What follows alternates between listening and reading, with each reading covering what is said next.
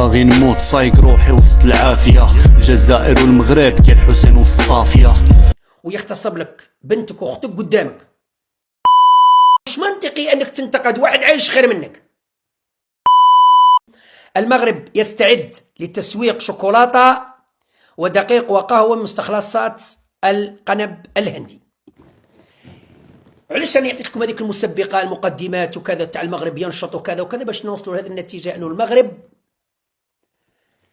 راح يوصل الى درجة اقناع العالم، امريكا وفرنسا ودول العالم، ان الكيف المعالج الزطلة تاع المروك دواء، والزطلة تاع المروك فيها فوائد كثيرة، يقدروا يخدموا بها القهوة ويقدروا يخدموا بها الشوكولا ويقدروا يخدموا بها الدواء. يعني الآن نحن أمام تحدي رهيب. احنا كنا نلومه في المغرب أنه كان يصدر لنا المخدرات. دونك كي نقولوا المغرب يصدر لنا المخدرات، تخرج لنا أمريكا وفرنسا والعالم يقول لك كانوا يبعثوكم في الشيكولا، يبعثوكم في القهوة، يبعثوكم في الدواء. المخدرات ظهرت الدواء. شتو كيفاش الدبلوماسية الخبيثة، شتو كيفاش التلاعب، شتو كيفاش اللي كيكون عندك ناس ناشطين واذكياء خبثاء يخلطوا لك في الداخل وفي الخارج وفي التجاره وفي كل قطاع من القطاعات، يرجعوا لك الحرام حلال، يرجعوا لك الحرام حلال ومفيد لصحة الإنسان. الزطلة اللي عندنا 60 سنة وحنا نحاربوا فيها، حبوا يقنعوا العالم ويقنعونا أننا فيها فايدة، مليحة شيكولا، مليحة قهوة، ومليحة دواء. الصرع اللي يدوخ من راسو يشرب قارو زطلة يرتاح. شتو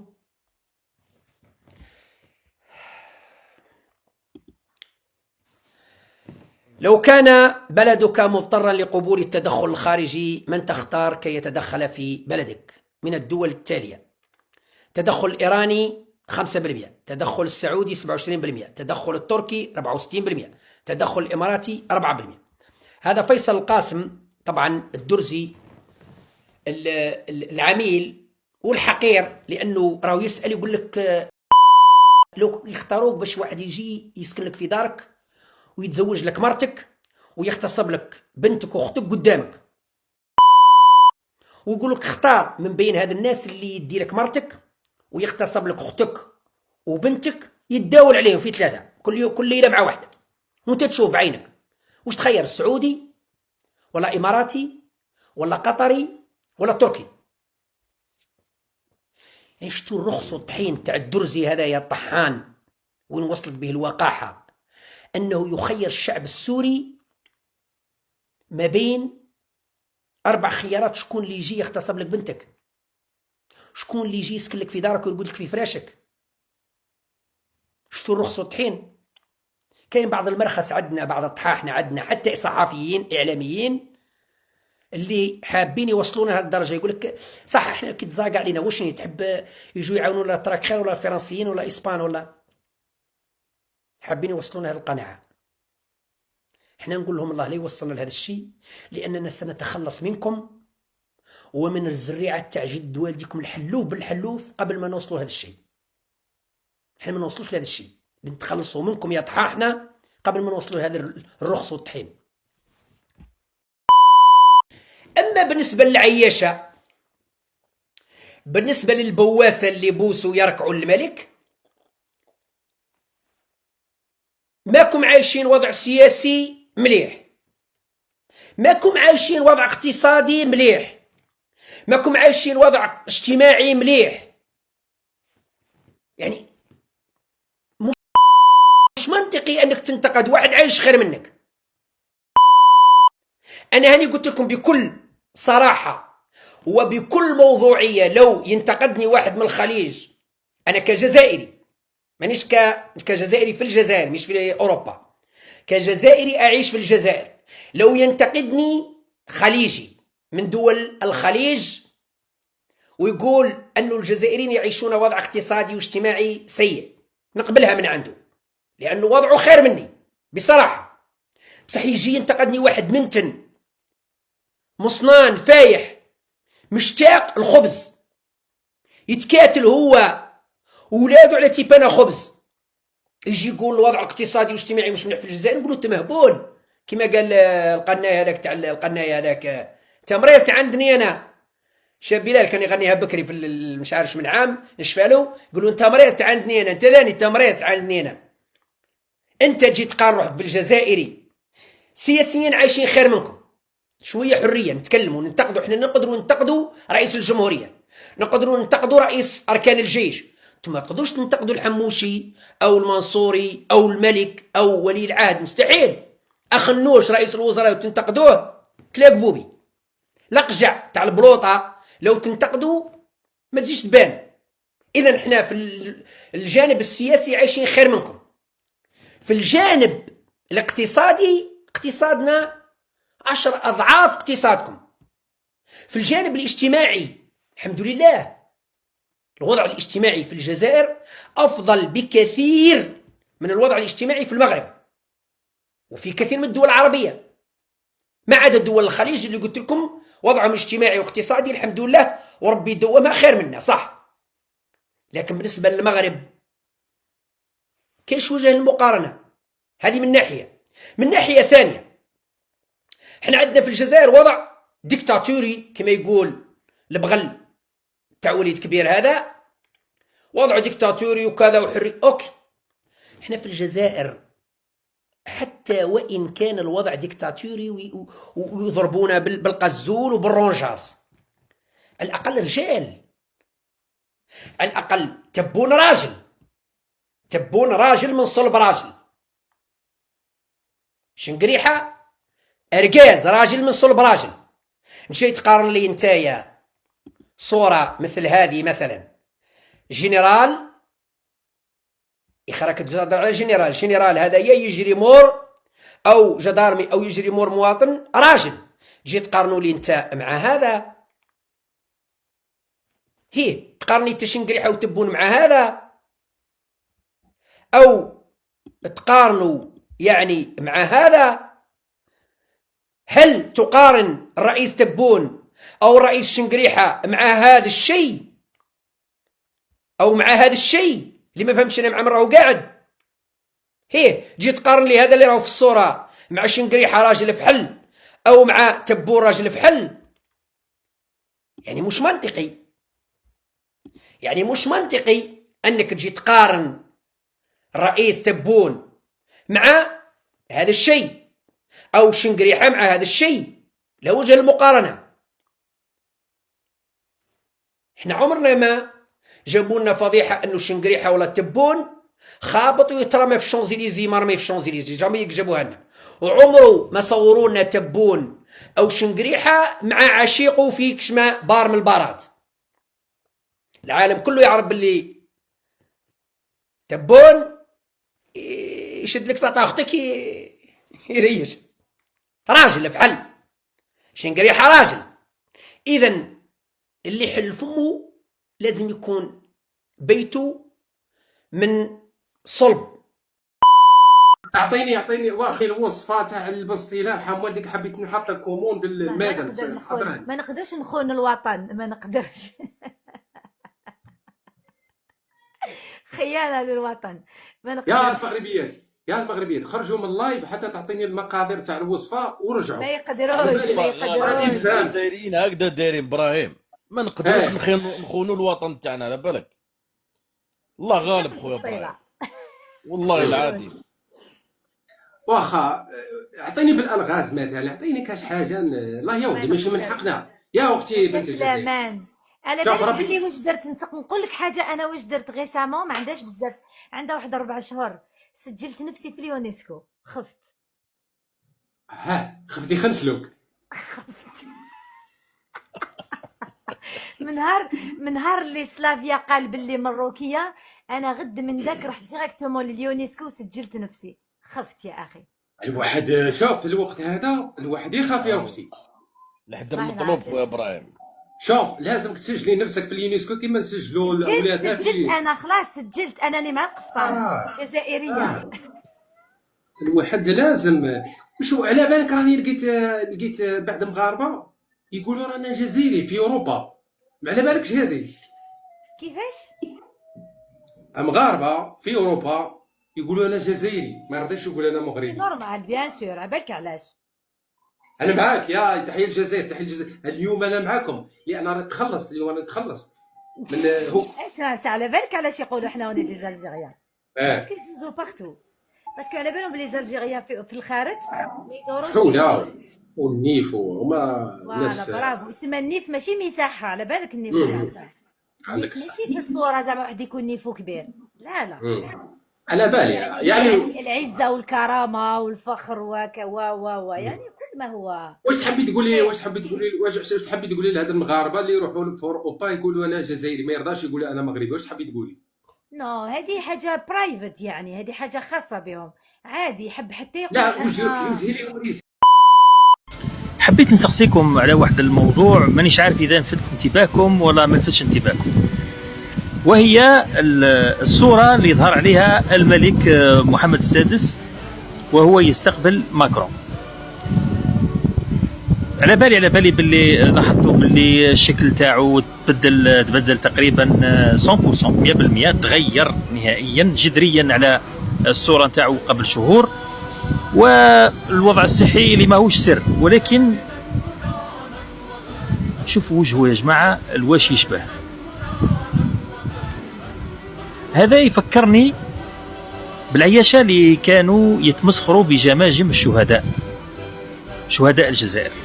سيروا جيبوا جماجم شهدائكم من فرنسا، الى هذاك الكلام اللي كانوا يقولوا. شوف بركة الشهداء وقبولهم عند رب العالمين. خلانا نقولوا الآن في مثل هذا الموقف: سخرتم من جماجم الشهداء حتى حكمتكم جمجمة. والله يا جماعة غير جمجمة فقط. شوفوا راسه جلد فوق عظم، لو كان ترجعوا قبل شهور برك كان سمين، كان لاباس عليه.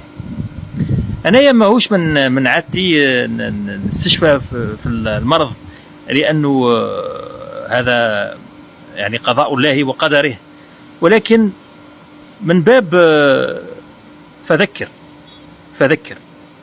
احنا رانا نذكركم، انا راني نذكركم باللي ياما مسخرتوا بشهداء الجزائر وجماجم والله غير جمجمه. هاي قدامكم يا المراكه، والله غير جمجمه، يعني سبحان الله العظيم، سكيلات يعني هيكل عظمي رافد عكاز ما كانش كيما هكذا قبل شهور. يعني هذا دليل على عدة أشياء، دليل على أنه في وضع صحي ممكن يكون كونسير بعيد الشر، ولا يكون حاجة يعني خطيرة بزاف أي تاكل له في الجسم تاعو. الجسم تاعو راه يتآكل الآن، والوضع نتاعو يسوء لدرجة أنه تلمو الجسم تاعو يتآكل والعظم تاعو عاد ما يتحملش، رجع ما يقدرش يوقف. ناس بزاف قالوا باللي قد يكون سرطان أو قد يكون إيدز. عموما مانيش راح نعلق بزاف على المرض، بينه وبين مولاه، هو اللي دار تطبيع مع هذوك الناس، وهو اللي اساء لنفسه قبل ما يسيء لشعبه، ما تحملش الامانه كما ينبغي. يعني شو نقولوا له مستراح منك وانت حي، يعني هذا هي اللي نقدر نقولها، مستراح منك وانت حي هكذا. يعني ربي دارك عبره هكذاك باش الناس تشوف وتعرف باللي هذا اللي يركعوا له، هذا اللي راهم يركعوا له مازالوا يركعوا له، هذا اللي راهم قاعدوا يركعوا له عقود ويسجدوا له عقود، الخاتمه نتاعو هيكل عظمي رافد عكاز. يعني اللهم واش نقولوا لا شماته، اللهم لا شماته. المهم زيدوا المراكز، زيدوا تماداوا اكثر وتشوفوا يعني اللي يتكلم على الشهداء ويتطاول على الشهداء احباب ربي واش يصرى فيه. زيدوا باش تزيدوا تشوفوا اكثر، زيدوا تشوفوا ما هو اكثر. اجراءات التهدئه يا تبون ماهوش انك تطلق المحابيس المحابسيه نتاع على دروك. اجراءات التهدئه انك تطلق صلاح سلام ويحيى وسموه عبد الرزاق شريف ومناد والهامن وسموه سعيد باي. هاي اجراءات التهدئه. اجراءات التهدئه اذا حبيت تهدي يا تبون هي اطلاق سراح رجال الدوله فاسدين، نعم، لكن انتم ماكمش نظاف، كلكم فاسدين. علاش زعما شو يحيى وسلام فاسدين وانتم نظاف؟ الان نعطيكم واحد الكلمه، اللي نعطيكم واحد الحاجه انا الان نهضرها للتاريخ. حاسبوني. وكيل الجمهوريه في محكمه البليده لما جابوا له الملفات، جابوا له تبون كشاهد في قضية الخليفة. قال له واسي تبون، هذه حكاية لي قاضية، حكاية لي قاضي مستشار في المحكمة العليا، منو لسيدي ربي الفوق للقمر كاع. قال يا برزديرة ويا بون كي استدعاوه لمحكمة البليدة استدعاوه كشاهد في القضية. أرواح صرت كوزير السكن، أنت عندك بطاقة بنك الخليفة؟ قال له إيه عندي. وراهي؟ قال له هاي وين جبتها هاي. شحال صرفت منها؟ قال له والله ماني عارف، على 40,000 50,000 يورو صرفت منها. إيه عندك حساب في بنك الخليفة؟ قال له ما عنديش. كيفاه ما عنديش؟ يعني أنت سمعت في حياتك واحد ما عندوش حساب في بنك وعنده بطاقة ذهبية كارت فيزا يروح يصرف فيها في العالم في ليزوتيل؟ كاينه هذه في التاريخ موجوده يا ربي. في العصر الحجري ما كانش. باش تكون عندك بطاقه تاع بنك لازم يكون عندك حساب في البنك. عبد المجيد تبون رئيس الجمهوريه الذي كان وزير اول والذي كان وزير السكن ايام قصه سي الخليفه اللي راهو في الحبس، كانت عنده بطاقه ذهبيه تاع بنك الخليفه وما عندوش حساب.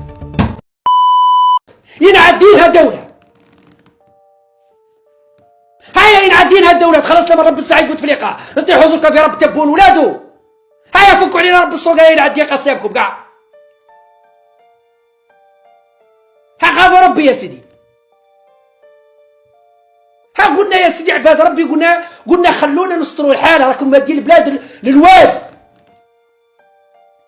راكم مادينها الواد. نظام 2024 هذا أنا قلتها ونعاودها، بهذا الغباء وهذا التسرع وهذا الفشل أصبح يسبب أو أصبح يشكل خطر على الأمة. النظام الحالي أصبح يشكل خطرا عظيما على الأمة، وأنا لا أستبعد ثورة شعبية عارمة قبل جوان 2025. على صناع القرار أن يتخذوا القرار المناسب، يا إما إنقاذ الوطن أو إنقاذ أنفسهم. كي نقول إنقاذ الوطن ولا إنقاذ أنفسهم راني نقصد معناتها باللي يروحوا هم الوطن في زوج، خاطش اللي راهم يفكروا بمنطق أنهم ينقذوا نفوسهم ويحميوا نفوسهم ويخلوا الأمور تمشي على أساس أنها راهي بيان، نقول لهم راكم رايحين تضيعوا نفوسكم وتضيعوا الوطن. إذا فكروا في إنقاذ الوطن أولا والتنازل قليلا على مصالحكم تفاديا للطوفان الأعظم، لأنه القادم أسوأ. النفس راحت لي القادم أسوأ يا عباد ربي. وفي المغرب تتوالى النكسات والفضائح المدوية. وفي المغرب تتوالى النكسات والفضائح والمدوية. وفي المغرب تتوالى النكسات والفضائح المدوية. وفي المغرب تتوالى النكسات والفضائح المدوية. وفي المغرب تتوالى النكسات والفضائح المدوية. وبداخل المغرب تتوالى الارتدادات والاحتقانات التي باتت ترسم صورة المغرب الجديدة. وبداخل المغرب تتوالى الارتدادات والاحتقانات التي باتت ترسم صورة المغرب الجديدة. وبداخل المغرب تتوالى الارتدادات والاحتقانات التي باتت ترسم صورة المغرب الجديدة. وبداخل المغرب تتوالى الارتدادات والاحتقانات التي باتت ترسم صورة المغرب الجديدة. وبداخل المغرب تتوالى الارتدادات والاحتقانات التي باتت ترسم صورة المغرب الجديدة. في المغرب مانيش راضي عما قدت الحالة المرضية للنظام الجزائري بنظريات المؤامرة اللي يختبئ وراءها كشماعة كالعادة. المخزن، المروك، المغرب أحسن طريقة للتغطية على الفشل، على الحالة تاع الامتعاض الشعبي تاع الجحيم اللي يعيشوا الجزائريين. خرجوا داروا صرخة، النظام الجزائري يختبئ وراء ماذا؟ وراء نظرية المؤامرة. المغرب المغرب المغرب صباح وعشية. من خرجوا بالهاشتاغ قال لك باللي ما من الجزائريين ومن المخزن، يعني نزعوا الجنسية على من يمتعض أو من يعبر على رفضه للأوضاع. الجزائريين عايشين داخل الجزائر أطلقوا الهاشتاغ، ولكن الحالة المرضية اليوم صباحا ومساء نشوفوا كيفاش تتكرر نفس الكلام حرفيا يكررونه. معناتها كاتب السيناريو هو ثكنت عنتر في بن عكنون. القضية معروفة بشكل مفضوح وبشكل يعني سخيف جدا. الصورة اللي صرنا نعطيوها للبلد، هذا التركيز اليومي على بلد آخر يعود التركيز على مشاكل الجزائريين. والله المستعان. يقول باللي الكسكس مغربي. نتحداك انك تطلع لي اي امراه، ماشي تطلعها لي هكذا، تطلعها في لايف وتفتل لك على المباشر، تفتل لك على المباشر وتدير لك كسكس من المفتول الى الكسكاس. نتحداك الى امراه مروكيه. لا قولي مغربيه خير، قولي مغربيه. كان ما اسمح لي، انا عندي ماشي عيب مروكيه، انا عندي ماشي عيب. فوالا لا من الاحسن مروكي سي لو كما هي تقول مغربيه جزائريه، انت قولي مغربيه زيد. لا قول لي، شوف قول لي كربونيه. علاش كي جا ماكرون لا ما كاش مشكل. لا شوف ما عنديش احراج، انا ما عنديش عقده، انا تربيت ماشي معقده في بلادي، عادي نورمال. دونك انا نقول لك طلع لي اي قول اي مروكيه اخويا العزيز، طلع اي مروكيه قولها طلع لك لايف معاك على المباشر، باسكو ها الدغيل سي با لا بين دير لك مراحل. يا مدام قولها تفتل. يا مدام دقيقه نتحداك. خليك تما. الجزائريه تحداك، وانتم المغربيه النيف والخساره تقولوا رانا السكسو تاعنا وتعرفوا تحضروا كسكسو. هي تحداكم تقول لكم ما تعرفوش. سمع عاوني يا اختي اش قلت. نتحدى اي مروكيه تطلع في اللايف على المباشر نشوفوها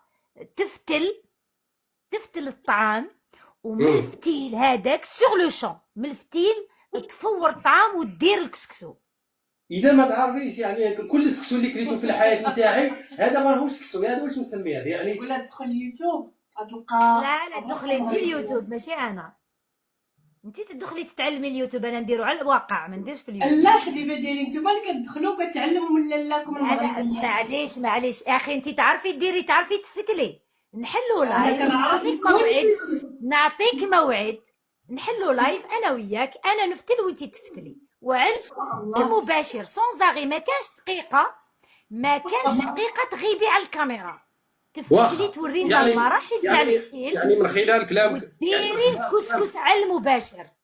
واخا الجزائر هي التي تسببت في تحطيم سوريا، نحن السبب.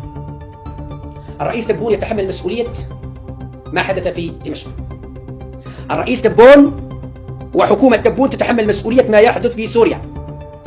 وأنا جزائري أخاف على مصلحة بلادي، ولكن أقول الحقيقة لأننا تورطنا ولأنهم لعبوا بينا ولأنهم خدعونا. دول الخليج وتركيا خدعونا. لماذا؟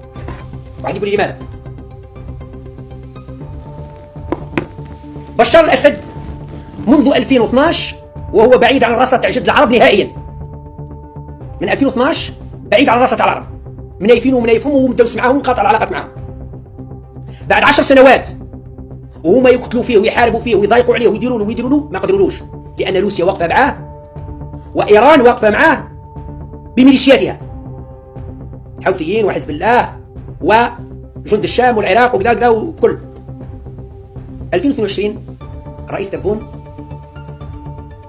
يستدرج بشار الأسد إلى المستنقع العربي فيما يسمى بجامعة الدول العربية. رئيس تبون يروح يجيب بشار الأسد اللي كان بعيد ولبس عليه متهني وسوريا مستقرة ومتخذة، يروح يجيبوا ويوذنوا ويحطوا في الزريبة نتاع الجامعة العربية، ويقترح عودة بشار الأسد للقمة العربية، ويقنع بشار الأسد يقول له أرجع وكذا وزن عليه، ويعين كمال بوشامة روح سفير إلى دمشق وقول له يرجع لحضن السعودية والإمارات، يرجع. 2023 رضخ بشار الأسد وجلس في حضن وفي حجر محمد بن سلمان ومحمد بن زايد اللي دخلوه في المعمعة وزرعوا له واش لازم يزرعوا له وبعثوا له واش لازم يبعثوا له، ورتبوا سقوطه وسقوط سوريا.